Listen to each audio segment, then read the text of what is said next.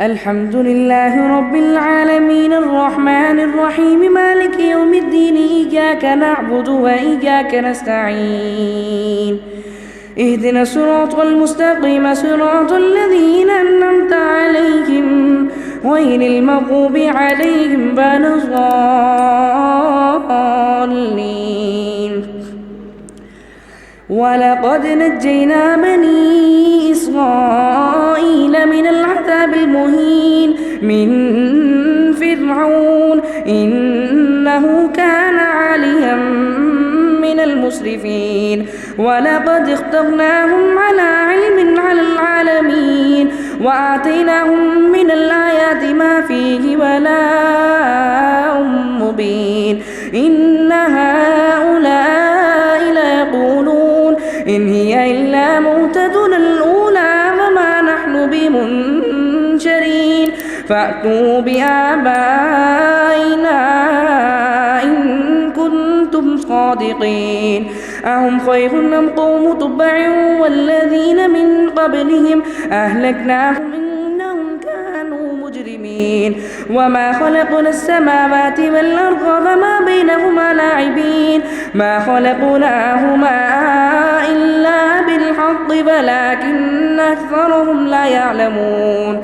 إن يوم الفصل ميقاتهم أجمعين يوم لا يغني مولى عن مولى شيئا ولا هم ينصرون إلا من رحم الله إنه هو العزيز الرحيم. إن شجرة الزقوم طعام الأثيم كالمهل يغلي في البطون كغلي الحميم خذوه فاعتلوه إلى سماء الجحيم ثم صبوا فوق رأسه من عذاب الحميم ذق إنك أنت العزيز الكريم. إن هذا ما كنتم به تنتهون. إن المتقين في مقام أمين في جنات وعيون يلبسون من سندس واستبرق متقابلين كذلك فزوجناهم بحور عين يدعون فيها بكل فاكهة آمنين لا يذوقون فيها الموت إلا الموتة الأولى ووقاهم عذاب الجحيم فاغلم بربك ذلك هو الفوز العظيم. فإنما يسرناه بلسانك لعلهم يتذكرون فارتقب إنهم مرتقبون. بسم الله الرحمن الرحيم حميم تنزيل الكتاب من الله العزيز الحكيم.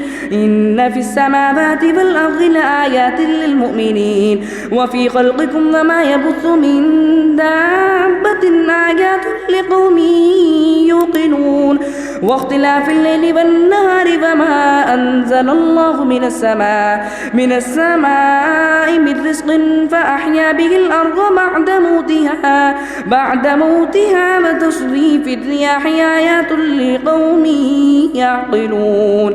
تلك آيات الله نتلوها عليك بالحق فبأي حديث بعد الله وآياته يؤمنون. ويل لكل أفاك أثيم يسمع آيات الله تتلى عليه ثم يصدق مستكبرا كأن لم يسمعها فبشره بعذاب أليم. وإذا علم من آياتنا شيئا اتخذها هزوا أولئك لهم عذاب مهين من ورائهم جهنم ولا يغني عنهم ما كسبوا شيئا ولا ما اتخذوا من دون الله أولياء ولهم عذاب عظيم. هذا هدى والذين كفروا بآيات ربهم لهم عذاب من رجز أليم.